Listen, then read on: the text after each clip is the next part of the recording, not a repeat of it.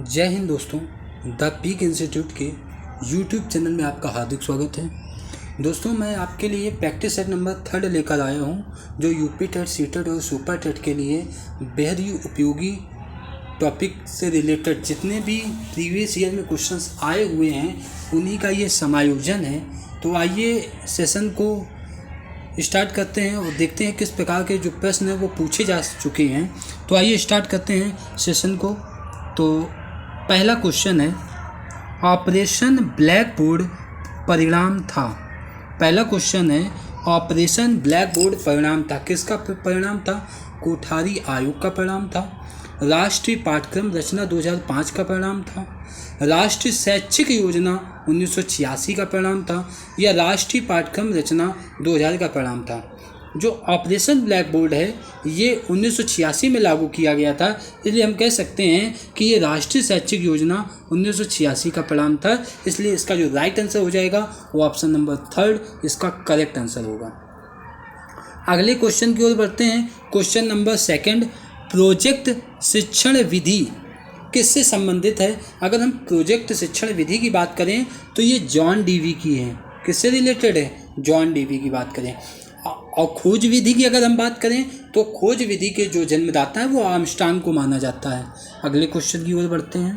Question number 3, एक व्यक्ति वैधानिक रूप से दृष्टिबाधित है यदि उसका विजन क्षेत्र 20 डिग्री है, जबकि उसकी विजुअल एक्विटी क्या होनी चाहिए? जो उसकी विजुअल एक्विटी है वो क्या होनी चाहिए? अगर हम उसकी विजुअल एक्विटी की बात करें तो वो अत्यधिक उपयुक्त सुधार के साथ ठीक आँख में 6/60 से कम है, तो वो वाला यानी ऑप्शन नंबर 4 जो होगा इसका करेक्ट आंसर होगा। अगले क्वेश्चन की ओर बढ़ते हैं। जब बालक सीखने के लिए तैयार होता है तब वह जल्दी व प्रभावशाली तरीके से सीखता है, यह सिद्धांत प्रतिपादित किया था। किसने प्रतिपादित किया था? तो प्रभावशाली सिद्धांत, यानी बालक जो होता है वो प्रभावशाली तरीके के साथ सीखता है, यानी उसका जो परिणाम होता है वो यानी जो परिणाम होगा वो एकदम उसको संतुष्ट करेगा। यानी अगर उद्दीपक अनुक्रिया की बात करें, अगर उद्दीपक को पाने के लिए अनुक्रिया मतलब उद्दीपक को पाने के लिए हम अनुक्रिया करते हैं, और अनुक्रिया करने पर यदि कोई व्यक्ति संतुष्ट हो जाता है तो उसका संबंध जो होता है वो क्या हो जाता है? मजबूत हो जाता है। तो इसको ही हम क्या कहते हैं? परिणाम का नियम, संतोष असंतोष का नियम और प्रभाव का नियम भी कहते हैं। तो ये जो कथन का प्रतिपादन किया है ये थॉर्नडाइक ने किया है। इसके अलावा थॉर्नडाइक ने तत्परता का नियम भी दिया है, तैयारी का नियम भी दिया है और अभ्यास का नियम भी दिया है। तो ये थॉर्नडाइक के नियम है। अगले क्वेश्चन की ओर बढ़ते हैं। फ्रॉबेल ने निम्नलिखित में से किस खेल पर बल दिया है? तो अगर हम फ्रॉबेल की बात करते हैं तो फ्रॉबेल ने गेंद का खेल जो था उस पर बल दिया था। तो ऑप्शन नंबर 1 करेक्ट आंसर हो जाएगा। अगला, शिक्षा का क्या उद्देश्य है? अच्छा नागरिक बनाना, ऐसे व्यक्तियों का निर्माण जो समाज के लिए उपयोगी हो। फिर से एक बार क्वेश्चन को पढ़ते हैं। शिक्षा का उद्देश्य है अच्छा नागरिक बनाना, ऐसे व्यक्तियों का निर्माण जो समाज के लिए उपयोगी हो, व्यावहारिकता का निर्माण करना, उपयुक्त सभी। क्या इसका राइट आंसर होगा? तो जो इसका राइट आंसर होगा वो उपयुक्त सभी, क्योंकि शिक्षा का क्या उद्देश्य होता है कि वो अच्छा नागरिक बनाए, ये भी सही है। ऐसे व्यक्तियों का निर्माण जो समाज के लिए उपयोगी हो, ये भी कथन सही है।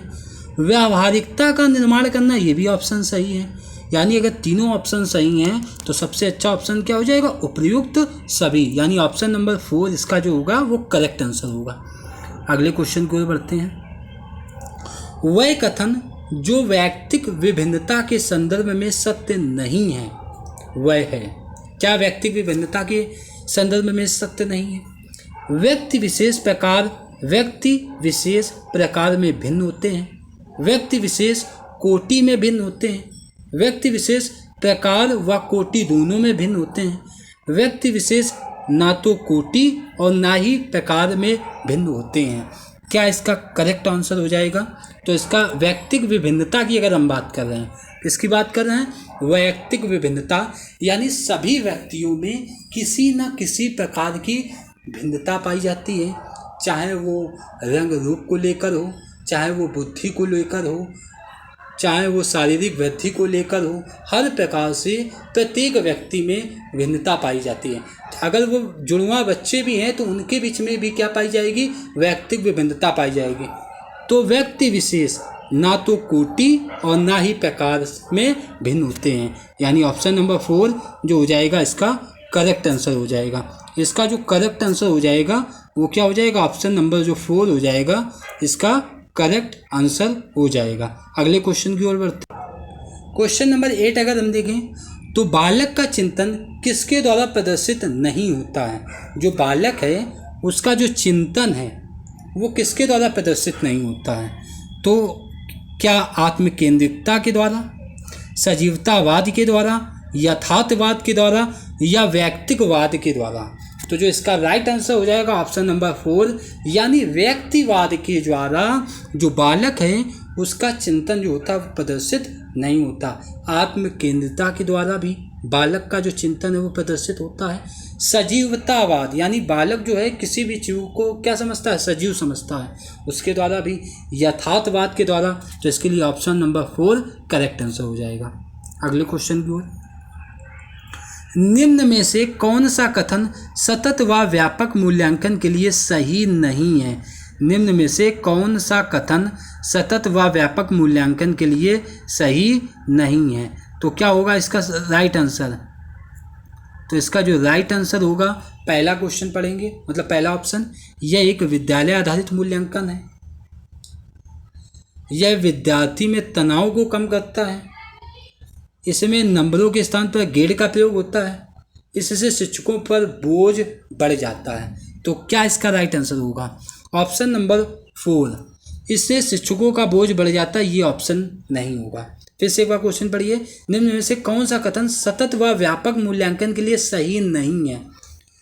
यह एक विद्यालय आधारित मूल्यांकन होता है, बिल्कुल विद्यालय आधारित मूल्यांकन होता है। दूसरा, यह विद्यार्थी में तनाव को कम करता है। अगर बच्चे को अचानक से हम उसका एग्ज़ाम ले लेंगे, उसको बिना बताए हुए, मान लीजिए हम तैयारी करा रहे हैं और 1 साल के बाद अचानक उसका हम एग्ज़ाम ले लेंगे तो बालक परेशान हो जाएगा। तो इसलिए एक योजना बनाई गई कि सतत व व्यापक मूल्यांकन, यदि जो सेमेस्टर एग्ज़ाम है वो इसी के अधीन है। थर्ड ऑप्शन की ओर अगर हम बढ़ें, इसमें नंबरों के स्थान पर ग्रेड का प्रयोग होता है, बिल्कुल सही बात। अगर हम नंबर देंगे तो उसका भी एक निगेटिव सेंस बच्चों में पड़ता है, इसलिए जो इसका राइट आंसर होगा ऑप्शन नंबर 4, ये शिक्षकों का बोझ बढ़ जाता है, ये ऑप्शन गलत होगा। अगला क्वेश्चन नंबर 10 की ओर भी बढ़ते हैं। एक शिक्षक को कक्षा में कार्य करना चाहिए, प्रगतिशील भूमिका में करना चाहिए, प्रभुत्ववादी भूमिका में करना चाहिए, प्रजातांत्रिक भूमिका में करना चाहिए या प्रभावशाली भूमिका में करना चाहिए? एक शिक्षक को कक्षा में कार्य करना है, तो अगर शिक्षक को कक्षा में कार्य करना है तो शिक्षक को प्रजातांत्रिक भूमिका में करना होगा, यानी शिक्षक तानाशाही रवैया नहीं अपना सकता है। शिक्षक जो होगा वो प्रजातांत्रिक रवैया अपनाकर बालकों से अच्छे तरीके से क्या करेगा? उनसे कनेक्ट होने का काम करेगा। इसलिए इसका जो राइट आंसर हो जाएगा ऑप्शन नंबर 3 इसका करेक्ट आंसर होगा। अधिगम का सबसे उपयुक्त कार्य क्या है? व्यक्तिगत समायोजन, सामाजिक व राजनीतिक चेतना, व्यवहार परिवर्तन, स्वयं को रोजगार के लिए तैयार करना। अधिगम का सबसे उपयुक्त कार्य क्या है? तो क्या होगा 11वीं का आंसर? यानी अधिगम का जो मुख्य कार्य है वो अधिगम क्या है? व्यवहार में परिवर्तन लाना ही क्या कहलाता है? अधिगम कहलाता है, क्योंकि अधिगम की परिभाषा ही है कि व्यवहार में परिवर्तन लाने की क्रिया ही क्या कहलाती है? अधिगम कहलाती है। इसलिए तीसरा ऑप्शन इसका करेक्ट आंसर होगा। क्वेश्चन नंबर 12 की ओर बढ़ते हैं। क्वेश्चन नंबर 12 है, एक प्रभावी शिक्षक वह है जो कर सकता है क्या? कक्षा पर नियंत्रण कर रहा है, इसका मतलब प्रभावी है? गलत। कम समय में अधिक सूचना दे देना, बिल्कुल गलत। विद्यार्थियों को सीखने के लिए अभिप्रेरित करना, सबसे बेस्ट ऑप्शन है कि विद्यार्थियों को सीखने के लिए अगर अभिप्रेरित कर रहा है तो इससे बेस्ट ऑप्शन कोई नहीं हो सकता। अगला क्वेश्चन नंबर 13 की ओर बढ़ते हैं। शिक्षक समूह शिक्षण है। क्या है समूह शिक्षण? समूह शिक्षण में क्या आएगा? छोटा करना पड़ेगा जिससे आप लोगों को ये चारों ऑप्शन दिखाई दें। समूह शिक्षण की अगर हम बात करें, इसको एक बार जूम कर देता हूँ। संसाधनों, रुचि व विशेषता का इष्टतम उपयोग करने हेतु शिक्षकों के समूह द्वारा शिक्षण हो सकता है।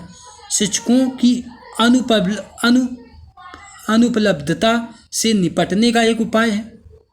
स्कूल में शिक्षकों को समूह के बीच स्वस्थ प्रतिस्पर्धा को प्रोत्साहित करता है। या चौथा ऑप्शन, विद्यार्थियों को उनकी योग्यता के अनुसार छोटे समूह को बांटकर शिक्षण। ये नहीं हो सकता है। ऑप्शन नंबर 4 इसका करेक्ट जवाब तो नहीं होगा। स्कूल में शिक्षकों के समूह के बीच प्रतिस्पर्धा, शिक्षकों को समूह तो कोई मतलब ही नहीं प्रतिस्पर्धा की। संसाधनों, रुचि मेन होता है, बालक की रुचि को ध्यान में रखकर काम किया जाए। ऑप्शन नंबर 1 इसका क्या हो जाएगा? करेक्ट आंसर हो जाएगा। इसके बाद निम्नलिखित में से कौन सा मानव विकास का सही क्रम है? मानव विकास का सही क्रम क्या है? तो बताइए, मानव विकास का जो सही क्रम है वो क्या होगा? क्या होगा इसका राइट आंसर? मानव विकास का सही क्रम क्या? शैशवावस्था पहले आती है, फिर किशोरावस्था आती है, फिर बाल्यावस्था? गलत। सबसे पहले शैशवावस्था आती है, फिर बाल्यावस्था आती है, फिर किशोरावस्था आती है, और फिर क्या आती है? प्रौढ़ावस्था। यानी ऑप्शन नंबर 2 इसका करेक्ट आंसर हो जाएगा। क्वेश्चन नंबर 15 की ओर। व्यक्तित्व का समाज शास्त्रीय प्रकार का सिद्धांत दिया है। व्यक्तित्व का समाज शास्त्रीय प्रकार का सिद्धांत दिया है, किसने दिया है? हिप्पोक्रेटस ने, क्रेचमर के द्वारा, शेल्डन के द्वारा, या स्पेंजर के द्वारा दिया गया है? तो किसके द्वारा दिया गया? तो पहले से आपको दिख रहा होगा, स्पेंजर के द्वारा ये कथन दिया गया है। अगला क्वेश्चन, एक शिक्षक की सबसे महत्वपूर्ण चुनौती है विद्यार्थियों को उनका गृह कार्य करवाना। ये कोई चुनौती तो नहीं है, तो पहला ऑप्शन नहीं होगा। शिक्षण अधिगम प्रक्रिया को आनंदप्रद बनाना हो सकता है, और आगे पढ़ते हैं। कक्षा में अनुशासन, बिल्कुल भी आप अनुशासन नहीं रख सकते हैं बच्चों को एकदम खुला सा माहौल देना है। प्रश्न पत्र तैयार करना, ये भी गलत। यानी ऑप्शन नंबर 2 इसका करेक्ट आंसर। यानी शिक्षण अधिगम प्रक्रिया को आनंदप्रद बनाना शिक्षक के लिए एक महत्वपूर्ण चुनौती के समान होता है। अगला क्वेश्चन नंबर 17 है, निम्न में से कौन पुनर्बलन का एक प्रकार नहीं है?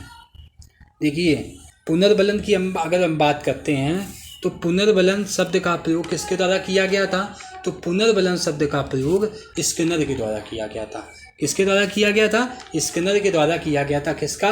पुनर्बलन शब्द का प्रयोग किया गया था। सकारात्मक शाब्दिक पुनर्बलन, ये पुनर्बलन का एक प्रकार है। शारीरिक दंड, नकारात्मक शाब्दिक पुनर्बलन, या उपयुक्त में से कोई नहीं। क्या इसका राइट आंसर होगा? तो इसका जो राइट आंसर होगा, उपयुक्त में से कोई नहीं। उपयुक्त में से कोई नहीं। अगला, एक सजीव कक्षा स्थिति में निम्नलिखित में से सबसे अधिक संभावित है। एक सजीव कक्षा स्थिति में निम्नलिखित में सबसे अधिक संभावित क्या है? कभी कभार हंसी का शोर, पूर्ण रूप से शांति, शिक्षक छात्र वार्ता, विद्यार्थियों के बीच तेज आवाज में वार्तालाप। क्या इसका राइट आंसर होगा? तो शिक्षक छात्रों के बीच अगर वार्ता हो रही है तो ये जो है तो पता चलता है जो कक्षा है वो सजीवता को दोहरा रही है। यानी जो छात्र और शिक्षक हैं वो एक दूसरे से कनेक्ट हो रहे हैं अच्छी तरीके से, और छात्र जो है वो अपने शिक्षकों से प्रश्न पूछ पा रहा है, और जो शिक्षक हैं वो भी छात्र को संतुष्ट कर पा रहे हैं। इसलिए इसका जो राइट आंसर हो जाएगा वो ऑप्शन नंबर 3 इसका करेक्ट आंसर हो जाएगा। क्वेश्चन नंबर 19 की ओर बढ़ते हैं। निम्नलिखित में से कौन सा अधिगम का क्षेत्र नहीं है? क्या संज्ञानात्मक, भावात्मक, क्रियात्मक, या आध्यात्मिक? तो संज्ञानात्मक भी है, भावात्मक भी है, क्रियात्मक भी है, लेकिन आध्यात्मिक ये अधिगम का क्षेत्र नहीं है। यानी ऑप्शन नंबर 4 जो होगा ये इसका करेक्ट आंसर होगा। जिला प्राथमिक शिक्षा कार्यक्रम किस वर्ष लागू किया गया था? तो जिला प्राथमिक शिक्षा कार्यक्रम 1994 में लागू किया गया था। कब लागू किया गया था? 1994 में। अगला, मानव आवश्यकताओं का पदानुक्रम किसने दिया है? यानी अधिगम का मानव आवश्यकताओं का जो पदानुक्रम किसने दिया है। तो क्या इसका राइट आंसर हो जाएगा? इसका राइट आंसर हो जाएगा अब्राहम मैस्लो ने दिया है। किसने दिया है? अब्राहम मैस्लो ने। अगला, प्रयोगात्मक विधि को सर्वप्रथम प्रस्तावित किया था। किसने प्रस्तावित किया था? जो प्रयोगात्मक विधि है इसको सबसे पहले विल्हेल्म वुंट के द्वारा, किसके द्वारा प्रतिस्थापित की गई थी? विल्हेल्म वुंट के द्वारा। प्रयोगात्मक विधि के अगर पूछा जाए सर्वप्रथम प्रस्तावित किसने किया था, तो विलियम वुंट ने। आपके अनुसार शिक्षण है, शिक्षण एक प्रक्रिया है, शिक्षण एक कला है, शिक्षण एक कौशल है, या 2 और 3 दोनों? क्या इसका राइट आंसर होगा? जो इसका राइट आंसर होगा वो होगा जो इसका राइट आंसर होगा क्या होगा? शिक्षण एक प्रक्रिया है, शिक्षण एक कला है, या एक कौशल है? तो एक कला और कौशल, यानी एक कला भी है और एक कौशल भी है, ये दोनों क्या होंगे? राइट होंगे। क्वेश्चन नंबर 24 की ओर बढ़ते हैं। शिक्षा का अधिकार अधिनियम 2009 के क्रियान्वयन के बाद कक्षा कक्ष अप्रभावित है, क्योंकि शिक्षक का अधिकार विद्यालय में कक्षा की औसत आयु को प्रभावित नहीं करता है। जेंडर के अनुसार अधिक समजाती है, आयु के अनुसार अधिक समझाती है, आयु के अनुसार अधिक विषम जाती है। तो इसका राइट आंसर हो जाएगा ऑप्शन नंबर 1 अप्रभावित है, क्योंकि शिक्षा का अधिकार विद्यालय में कक्षा कक्ष की औसत आयु को प्रभावित नहीं करता है। ZPD का सिद्धांत, जोन ऑफ प्रॉक्सिमल डेवलपमेंट का जो सिद्धांत है वो लेव वाइगोत्स्की के द्वारा दिया गया है, और इनकी पुस्तक का नाम है लैंग्वेज एंड थॉट। अगला क्वेश्चन, क्वेश्चन नंबर 26, व्यक्तिगत विभिन्नताओं का क्षेत्र क्या है? लिंग भेद, शारीरिक रचना, मानसिक योग्यता, या ये सभी? क्या हो जाएगा इसका राइट आंसर? इसका right answer option number 4 correct answer होगा, यानी लिंग भेद भी है। व्यक्तिगत विभिन्नता लिंग में भी पाई जाती है ना, लिंग भेद भी होता है, शारीरिक रचना भी होती है, मानसिक योग्यता भी निर्भर करती है। बाल अंतर्बोध परीक्षण का निर्माण किसने किया? बाल अंतर्बोध परीक्षण का निर्माण किसने किया था? तो किसने किया था? बाल अंतर्बोध परीक्षण का निर्माण बेलक ने किया था। किसने किया था? बेलक ने। ऑप्शन नंबर 2 इसका राइट आंसर हो जाएगा। अगला, विद्यार्थियों में अभिप्रेरणा विकसित करने के लिए एक शिक्षक को क्या करना चाहिए? विद्यार्थियों में अभिप्रेरणा विकसित करने के लिए एक शिक्षक को क्या करना चाहिए? तो गला काट प्रतियोगिता को प्रोत्साहित करना चाहिए? बिल्कुल भी गलत। विद्यार्थियों के सम्मुख एक अप्राप्य लक्ष्य रखना चाहिए, नई तकनीक और नई विधियों का प्रयोग करना चाहिए, उनके आकांक्षा स्तर को घटाना क्या करना चाहिए? शिक्षक को क्या करना चाहिए? क्या होगा इसका राइट आंसर? तो देखिए, तकनीक की बात करेंगे कि नई तकनीक व नई विधियों का प्रयोग करना चाहिए, इसलिए इसका जो राइट आंसर हो जाएगा ऑप्शन नंबर 3 इसका करेक्ट आंसर होगा। आज का क्वेश्चन नंबर 29 की ओर बढ़ते हैं। क्वेश्चन नंबर 29 क्या है? पहले इसको देखते हैं। समावेशी शिक्षा से तात्पर्य है? क्या होता है समावेशी शिक्षा? नियमित विद्यालयों में सभी प्रकार के बालकों का बिना किसी भेदभाव के स्वागत करना हो सकता है करेक्ट आंसर। शिक्षण एक विशेष तरीका गलत है। कड़ी दाखिला प्रक्रिया को बढ़ावा देना बिल्कुल गलत। शिक्षण के लिए विशेष विद्यालयों का प्रयोग गलत। देखिए, समावेशी कक्षा का मतलब ही होता है किसी भी स्तर का, चाहे दिव्यांग बालक हो या किसी भी प्रकार का विशिष्ट बालक हो या प्रतिभाशाली बालक हो, मतलब सभी को एक ही जगह पर समान तरीके के शिक्षा उपलब्ध कराना ही क्या कहलाता है? समावेशी शिक्षा कहलाता है। इसलिए ऑप्शन नंबर 1 इसका करेक्ट आंसर होगा। अगला क्वेश्चन और लास्ट क्वेश्चन आज का, सामाजिक नियमों व कानूनों के विरुद्ध व्यवहार करने वाला बालक कहलाता है? पिछड़ा बालक कहलाता है। फिर से समझिए क्वेश्चन को, सामाजिक नियमों व कानूनों के विरुद्ध व्यवहार करने वाला बालक, पिछड़ा बालक या मंदबुद्धि बालक या जड़ बुद्धि बालक या बाल अपराधी बालक? आप फिर देखिए, यहाँ दिया ही गया है कि सामाजिक ना नियमों और कानूनों के विरुद्ध कार्य कर रहा, यानी वो अपराधी प्रवृत्ति का है, यानी ऑप्शन नंबर 4 इसका करेक्ट आंसर हो जाएगा। तो अगर आपको ये सेशन अच्छा लगा हो तो चैनल को लाइक, सब्सक्राइब और शेयर करना ना भूलें। जय हिंद दोस्तों।